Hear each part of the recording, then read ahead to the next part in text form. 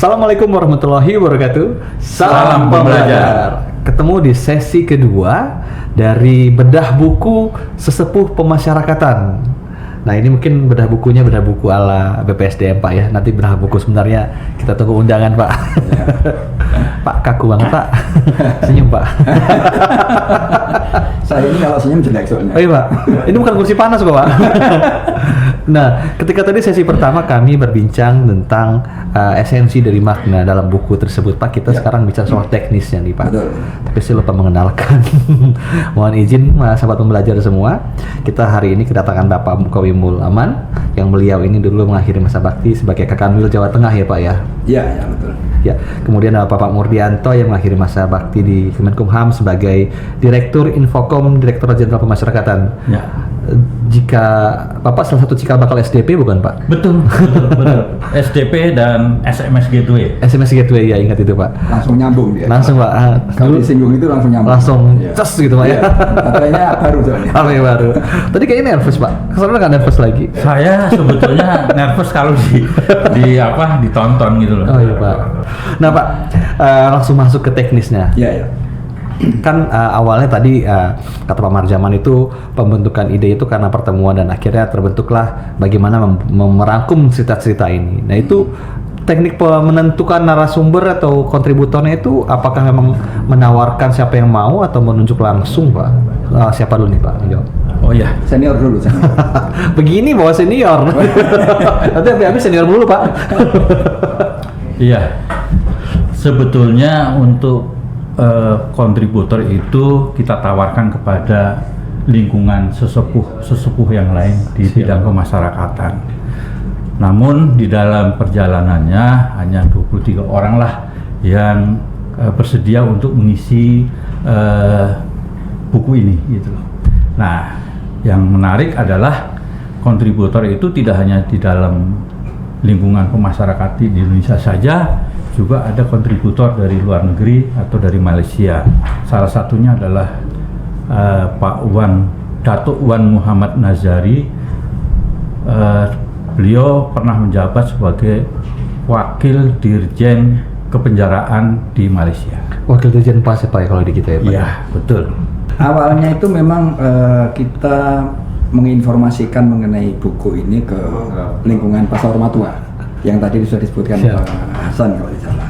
Tapi kemudian juga kita mencoba untuk memancing kawan-kawan sesepuh lain yang ada di luar Pasar Matua. Memang akhirnya yang terkumpul hanya 23 itu. Okay. Ada beberapa yang di luar Pasar Matua seperti yang tadi sudah disebutkan. Itu kira-kira. Nah, setelah terkumpul itu ada brainstorming nggak Pak? Cara, narasumber A sekian cerita, B atau sebanyak-banyaknya saja?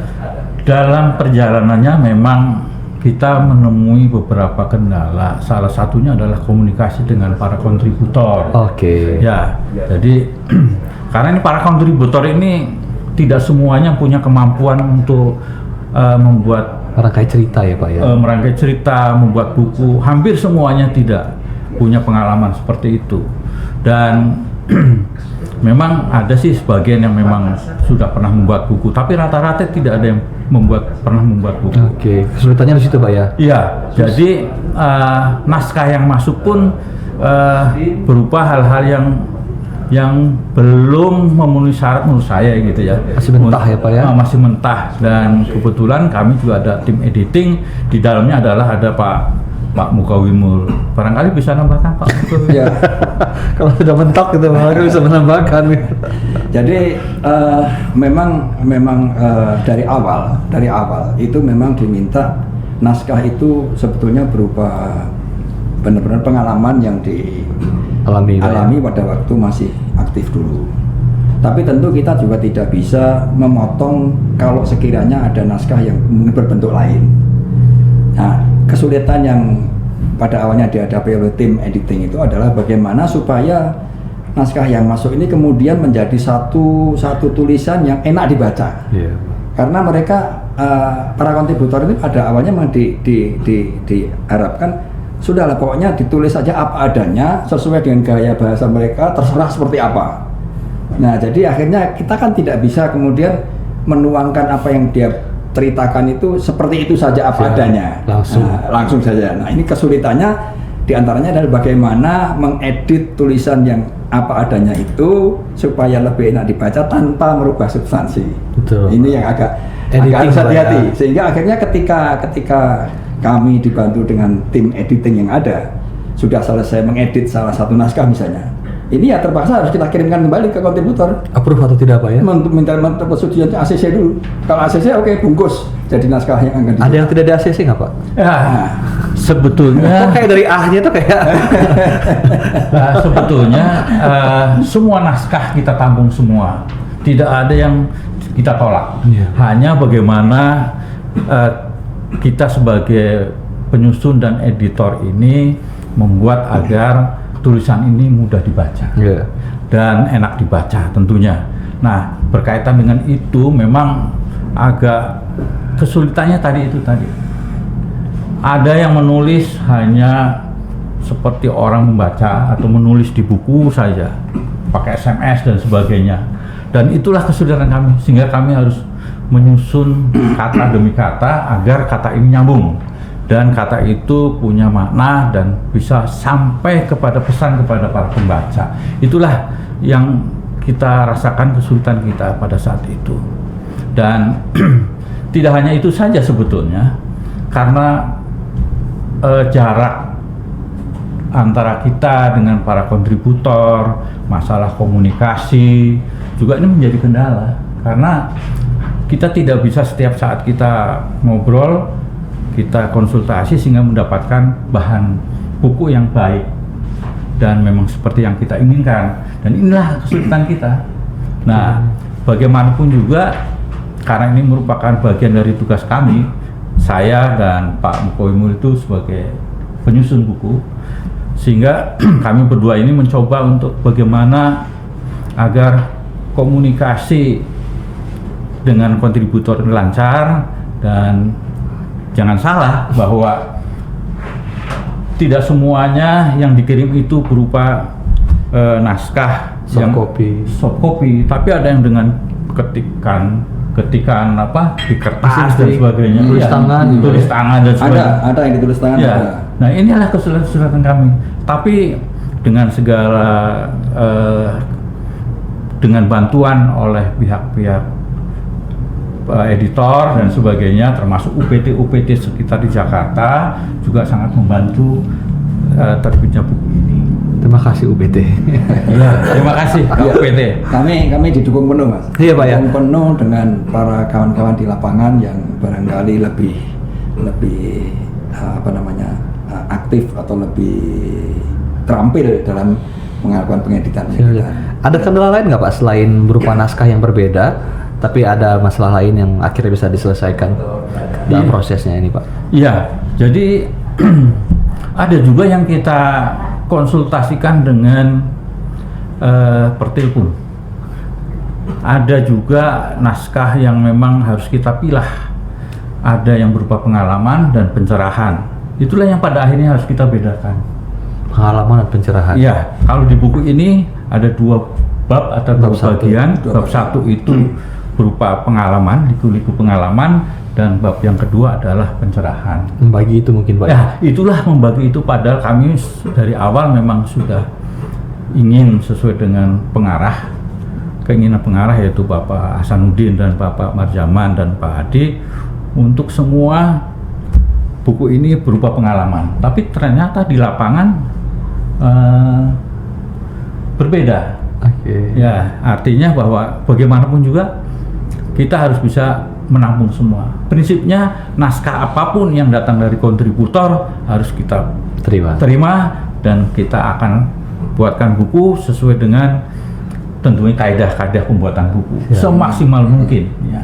Kalau kita tadi pengalaman pencerahan itu pengalaman sudah pasti pencerahan belum tentu pengalaman ya Pak? Betul. Iya.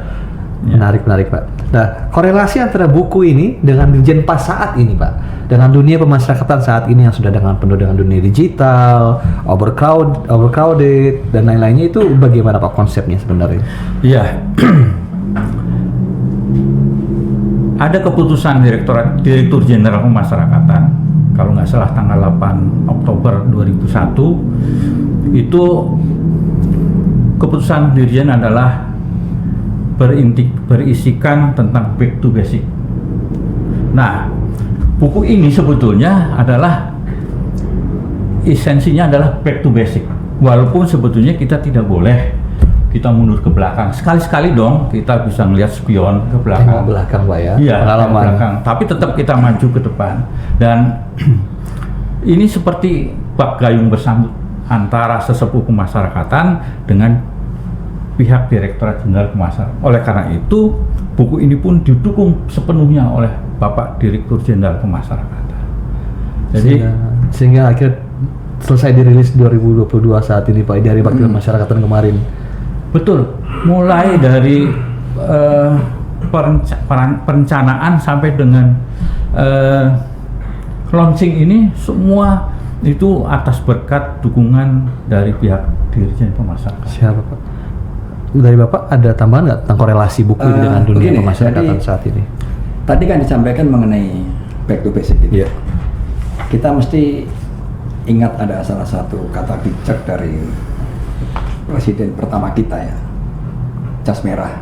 Orang udah kenal semua itu. Siapa Pak? Apa itu Mas? Jangan sekali-sekali meninggalkan sejarah. Oh, iya. Nah, buku Sesepuh Berbagi ini sebetulnya kan mengantarkan untuk kembali kepada apa yang sudah pernah dilakukan.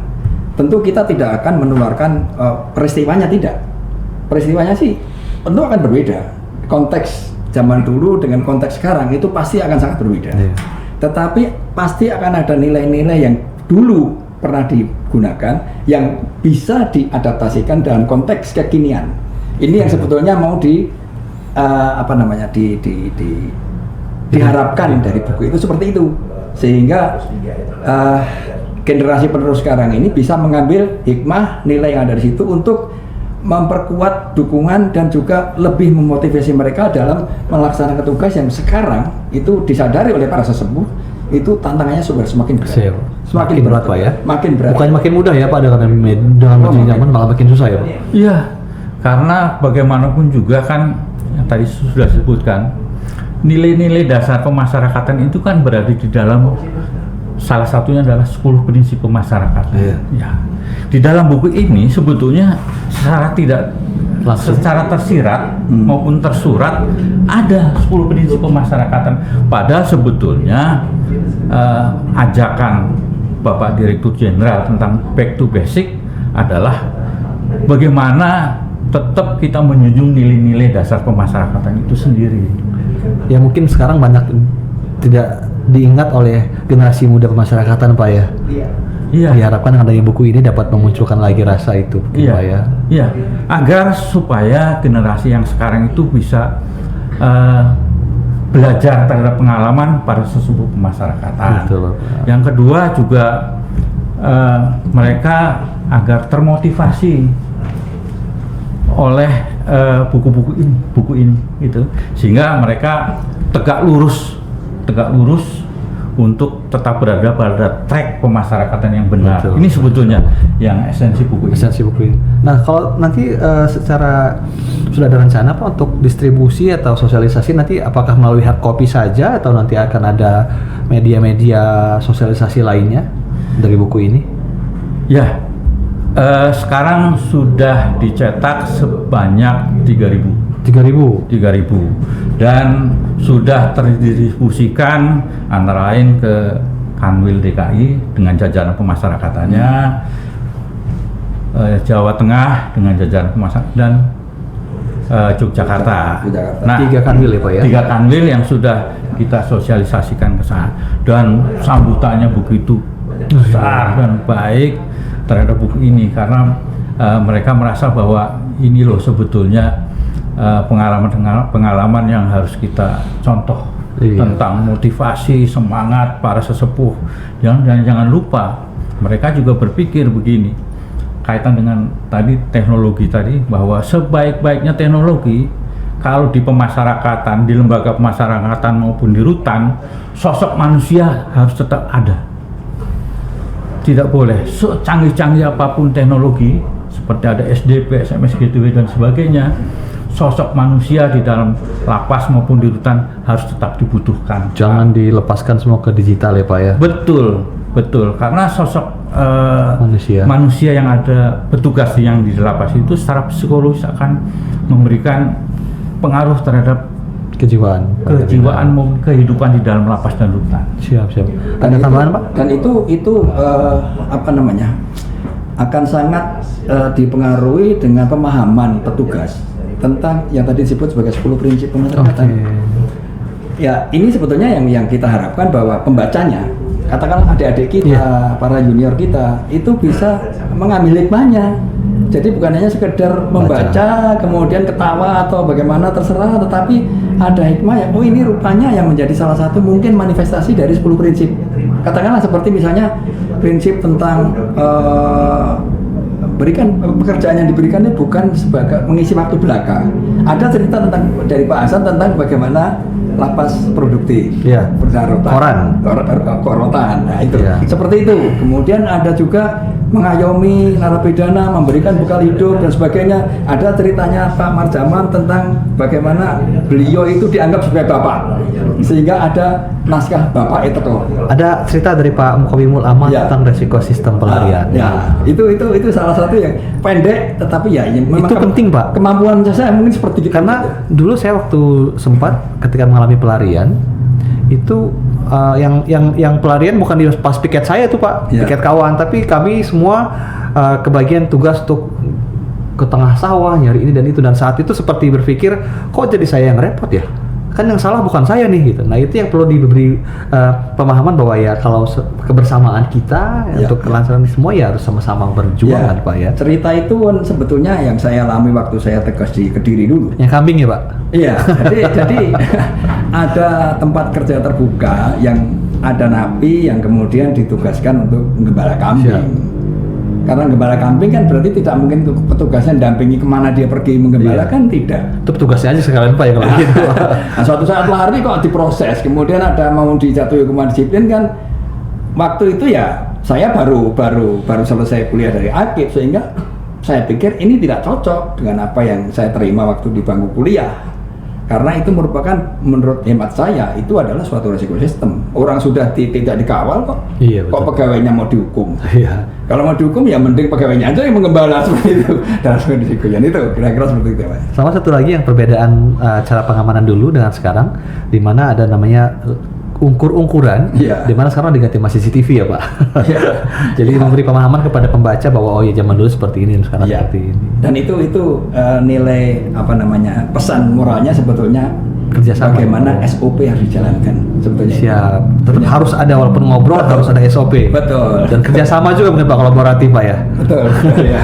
Nah, kan kita beralih nih Pak. Ini menarik bagi saya. Nah, ini adalah seluruh kontributor ya Pak. Ya. Itu yang narik truk itu Bapak? Ya, Bapak punya kemampuan sendiri gitu. jadi sebetulnya ada hal yang perlu kita sampaikan di dalam gambar ini, bahwa yang dua orang yang di bawah ini sebetulnya ini adalah Magician. orang yang berusaha agar truk-truk para sesepuh ini berjalan pada treknya. Oke. Ya. Ini platnya Pak? Apa sih Pak? Itu kalau B328AG itu berbagi, sesepuh pemasyarakatan berbagi. Oke. Nah, kalau gitu Pak, setelah kita tadi lihat cover kedua dari halaman ini, ada halaman pertama kan tadi Pak? Nanti saya tunjukkan di layar Iya. saja. Ini ada api Pak. Ya. Mungkin Pak mau jelaskan Pak? Api ini maksudnya Oh, iya. bukan api lilin kan Pak ya? Begini. Saya tiup nanti ada yang Jadi begini, waktu kita tim penyusun ini menyusun buku Sesepuh Berbagi ini, kemudian sampai pada satu pembahasan mengenai covernya kan seperti apa. Ya. Banyak model, banyak desain yang disampaikan pada tim penyusun, tim artistik, dan tim editing. Tapi setelah kita diskusikan dan kemudian dengan persetujuan dari tim pengarah, akhirnya terpilihlah cover yang seperti Lilin dilihat Pak, sekarang. Itu ada 2 lilin yang berbagi nyala. Siap. Jadi ini filosofinya sebetulnya ada sesuatu yang akan diteruskan. Estafet, Pak. Estafet. Nyala ini bisa diartikan sebagai semangat. Pertama, ilmu. Kemudian nyala lilin, walaupun kecil, tapi pasti akan bisa menerangi walaupun dalam radius yang tidak terlalu lebar. Ya. Seperti itu. Jadi kenapa kemudian digambarkan dengan dua lilin yang saling berbagi nyalanya. Diharapkan nantinya yang nantinya juga akan seperti kami itu juga bisa menjadi lilin-lilin berikutnya yang akan meneruskan nyala itu kepada adik-adiknya, junior dan sebagainya. Iya sih, Pak. Jadi memang gambarnya cakep, Pak. Ya. Berbagi cahaya ya, Pak. Iya. Iya. Walaupun hangus terbakar. Iya. Nah, tapi kan esensi lilin itu sendiri pasti tetap ada walaupun terbakar. Betul, Pak. Masih ada, Pak. Bentuknya ada. Iya, walaupun hancur, Pak. Hancur, tapi bentuknya tetap lilin. Kalau sesepuh berbagi pemilihan judul ini gimana, Pak? Awalnya? Sebetulnya diskusinya agak panjang itu. Bagaimana buku ini akhirnya kita putuskan dengan judul Sesepuh Berbagi. Itu tidak lepas dari para pengarah. Yang nyetir mobil ini ya, Pak? Ya, nyetir kayaknya? mobil. Bapak Marjaman khususnya dan Bapak Hasanuddin ini memberikan arahan kepada kita agar buku ini bisa, begitu orang melihat buku ini langsung teringat di dalam pikirannya bahwa ini adalah buku yang berharga dari para sesepuh gitu. Banyak ilmunya. Iya. Jadi buku ini berjudul Sesepuh Berbagi dan ada kalimat di bawahnya, Pak. ya, Meski sudah purna bakti, tak akan terbersit setitik niat pun untuk tidak berbakti pada negeri. Izinkan kami berbagi, secuil pengalaman kala mengabdi. Walau mungkin tidak terlalu berarti, semoga tetap bisa menginspirasi. Ini dari Pak Marjaman juga bukan, Pak? Oh, bukan. Kenapa coba? Keren, Pak, puisinya, Pak. Judulnya apa, Pak? Judulnya apa, Pak? Ya tidak ada judul. Itu sebetulnya menggambarkan semangat, Mas. Ya. Semangat dari para sesepuh ini, walaupun tadi makanya kata-katanya meski Sudah purna bakti, tak akan terbersit setitik niat pun untuk tidak berbakti. Kepada siapa? Pada Siapa? negeri. Itu semangat awalnya begitu. Berarti ini nggak berlaku buat yang mau pensiun dini ya, Pak ya? Jadi mudah-mudahan semangat itu akhirnya juga bisa menginspirasi para generasi penerus yang ada sekarang. Iya. Itu yang kita ingin sampaikan di dalam buku ini. Dari quote dari cover udah banyak filosofi, Pak. Dari judul, dari gambar, dari puisi. Jadi gimana dalam isinya ya, Pak ya? ya. Jadi kalau mau tahu isinya harus baca. Nah, tapi gini Pak, kan tadi baru 3 kanwil nih Pak yang dibagikan. Ya. Sementara mungkin sahabat pembelajar lain mungkin banyak yang mau baca nih. Nah, kedepannya apakah akan ada distribusi ke kanwil-kanwil seluruh Indonesia atau soft copy-nya Pak? Ya, jadi karena kita sudah mencetak 3.000 buku dan yang baru terdistribusikan adalah baru 3 kanwil dan rencananya kita akan sosialisasi dan distribusi. Jadi kita melakukan sosialisasi di kantor-kantor wilayah terhadap buku ini, sekaligus distribusi. Dan kita dalam beberapa minggu ke depan itu kita akan ke Medan, akan ke Banten, ke Lampung, ke Jawa Barat, dan ke Jawa Timur. Itu ada 5 kanwil yang mungkin kita targetkan pada bulan Juni ini selesai. Kita melakukan sosialisasi dan distribusi. Talk show ya Pak ya, atau open Ya. bedah buku Pak di sana nanti. Ya, kita akan menjelaskan bagaimana sih buku ini, isinya apa saja, Ya. manfaatnya apa saja. Menarik. Dan kita juga di dalam perjalanan ke wilayah-wilayah juga memberikan motivasi kepada para generasi muda, sehingga mereka tetap istiqomah di dalam memegang prinsip-prinsip pemasyarakatan. 10 prinsip masyarakatan. Betul. Ya, semoga kami juga bisa diundang saya ke daerah nempel. Semoga kami bisa menjadi saksi betapa buku ini menjadi estafet ilmu yang bermanfaat bagi insan pemasyarakatan kita semua. Oke Pak, kami pamit, kita pamit dulu. Besok-besok kita ngobrol lagi terkait buku ini, mungkin bedah buku lagi. Ya, kita pamit kepada sahabat pembelajar. Assalamualaikum warahmatullahi wabarakatuh. Salam pembelajar.